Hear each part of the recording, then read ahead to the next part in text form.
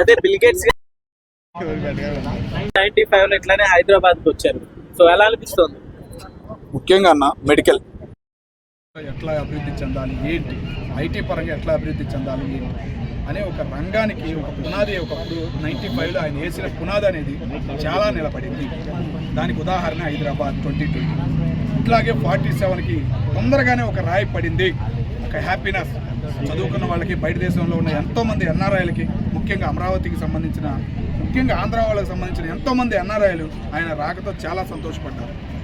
Okay, అయితే ఇప్పుడు అమరావతి అసలు జగన్మోహన్ రెడ్డి గారు వ్యతిరేకించారు, అట్లానే చాలా మంది అందులో కౌన్సిల్ పనులు అదే తీసుకొస్తే అన్నట్టు కూడా హేళన చేశారు కదా. సో అలాంటి వాళ్ళకి ఏం చెప్తారు? ఇదే ఉదాహరణ. 95 తర్వాత ఆయన వచ్చిన అభివృద్ధి ఎలా చెందింది, ఎలా మొదలైంది. అట్లాంటి ఆయన గుజరాత్ తెలుసుగా నీకు, ఇప్పుడు ప్రధానిగా ఉన్నారు. 4 సార్లు 5 సార్లు ఆయన ముఖ్యమంత్రి అయినప్పుడు బతిమిలాడితే రమ్మని రాలేని వ్యక్తి ఈరోజు ఎప్పుడు పిలిచినా చంద్రబాబు నాయుడు గారికి వస్తున్నారని ఒక అసోద కూడా ఉంది. అట్లాగే ఆయన ఏదో ఎన్నో కేసులు ఉంటాయి, ఎన్నో చేస్తున్నారు, కానీ ఒక రాయి అనేది పడింది. ఎందుకంటే పెట్టుబడి రంగం ఉంది. చూసాం ఎంతోమంది ఎన్ఆర్ఐలు ముందుకు తీసుకొచ్చి ఒక డాలర్ ఏడకి రావాలంటే ఒక వెరైటీ ఉంటుంది. అది అంతా డాలర్ అంతా ఇక్కడికి రప్పించడానికి ఒక ప్రయత్నం, విశ్వ ప్రయత్నం అనేది మొదలయ్యింది. ఉదాహరణకి నిన్నటి దాకా 40,000 ఎకరాలు చుట్టూ తీసుకుంటున్నారు. దేనికే అని అనుకున్నాం. ఈయన రాకతో మాకు అర్థమైంది.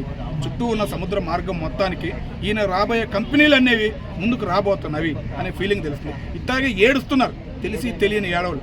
జగన్మోహన్ రెడ్డి గారితో మొదలు పెట్టుకుని అంతా అమరావతి ఎందుకని తెలుగులో మాట్లాడలేక మన ఇంగ్లీష్లో మాట్లాడాడు. తెలుగులో మాట్లాడినట్టు గట్టిగా ఇచ్చేవాళ్ళు కాబట్టి ఆ భయం అనేది ఆయనకు కూడా మొదలైంది. కాబట్టి ఏం మాట్లాడతలే, బెంగళూరు పారిపోయి బెంగళూరులో ఉంటుంది.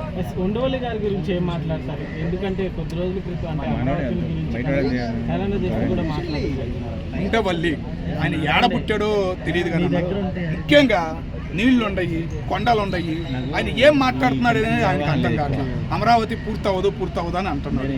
ఏం తెలుసాయా నీకు ఉండవల్లి గారు? మీలాంటి వాళ్ళు అట్లాంటి జిల్లాలు ఎందుకు మరి పుట్టారో